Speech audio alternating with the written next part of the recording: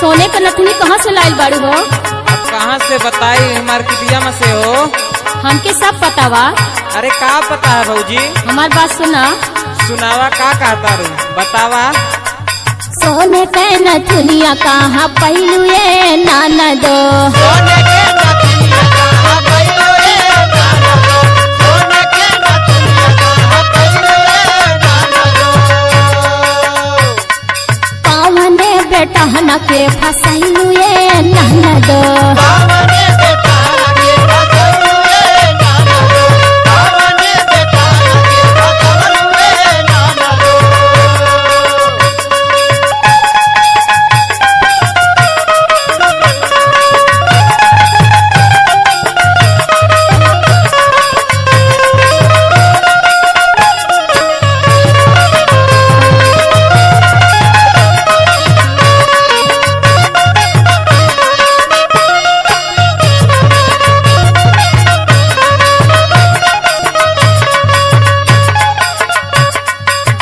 सुनाए ननदो। सुनावा भौजी का कहता रू। पेन्हतारू नाया रोज सूटा यौरी लहंगा। घड़िया सिकड़िया के दिलौला इतना महंगा।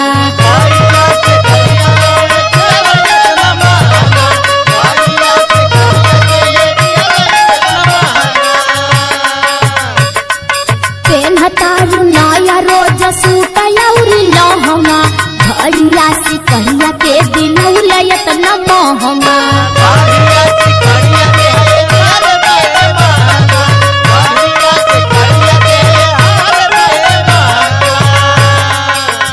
और सुना।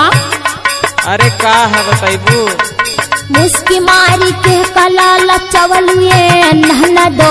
मुस्की मारी के कलाला चवलुए नहना दो। पावने बेटा हना के फसलुए नहना दो।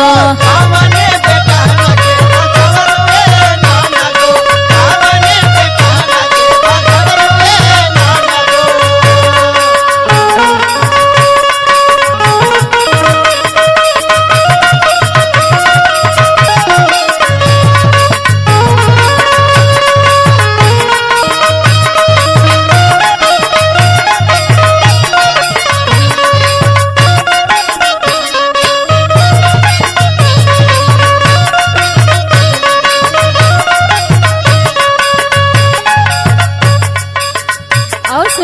अरे कब से तो सुनाउते बाड़ू, बतावा।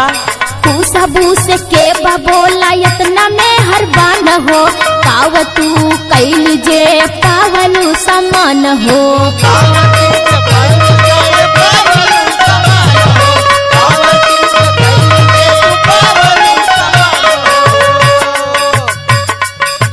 सबू से बोला के इतना में हर बान हो।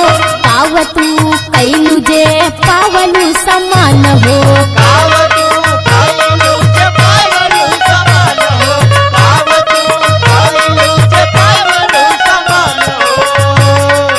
और सुना, अगर तहार भैया जान जाई है ना तब पिटा जाइबू। अरे के पीटे वाला बा, हम तो नेवादा बजरिया में से खरीद के लेनी है वो। अच्छा सुना। जानी जई है राजू ता पिटाई जई बुनहना दो। जानी जई है राजू ता पिटाई जई बुनहना दो।